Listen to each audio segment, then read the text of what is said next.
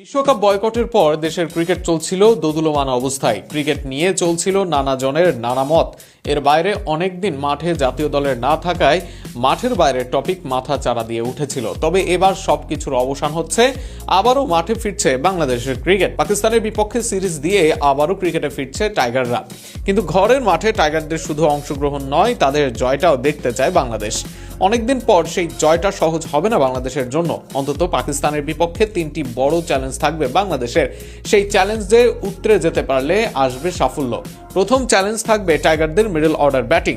যদিও টপ অর্ডারের চ্যালেঞ্জ কাটেনি বাংলাদেশ দলের, তবে আগের চেয়ে আছে ভালো অবস্থানে। কিন্তু ওডিআই ফরম্যাটে মিডল অর্ডারে নাজেহাল অবস্থা বাংলাদেশ দলের। মিডল অর্ডারে নেই ভরসাযোগ্য ব্যাটসম্যান। ইনিংস ধরে রাখা, সেই অনুসারে রান করা এবং শেষ পর্যন্ত খেলার মতো যোগ্য ব্যাটসম্যানের অভাব এখানে। জাকের, শামীম, সোহান বা যারাই খেলুন না কেন, এই পজিশনে তাদেরকে পর্যাপ্ত দায়িত্ব নিয়েই খেলতে হবে। দ্বিতীয় চ্যালেঞ্জ থাকবে বাংলাদেশের ফিনিশিংয়ের সাথে দায়িত্ব থাকবে পুরো 50 ওভার দারুণভাবে ব্যাটিং করার। অনেক সময় শুরুটা ভালোই করে বাংলাদেশ, কিন্তু ঠিকঠাক ফিনিশের অভাবে দলীয় স্কোর কম হয়ে যায়, যা দিন শেষে বোলারদের জন্য পার্থক্য করে দেয়। আবার অনেক ক্ষেত্রে পুরো 50 ওভারই খেলতে পারে না বাংলাদেশ, ফলে প্রতিপক্ষের জন্য টার্গেট কম হয়ে যায়। চ্যালেঞ্জই জানানোর থাকে না বোলারদের।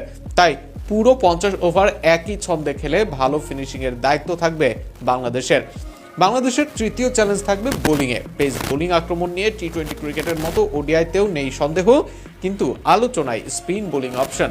মেহেদী হাসান মিরাজ বোলিং করছেন না নিয়মিত, বোলিং করলেও ভালো করতে পারছেন না।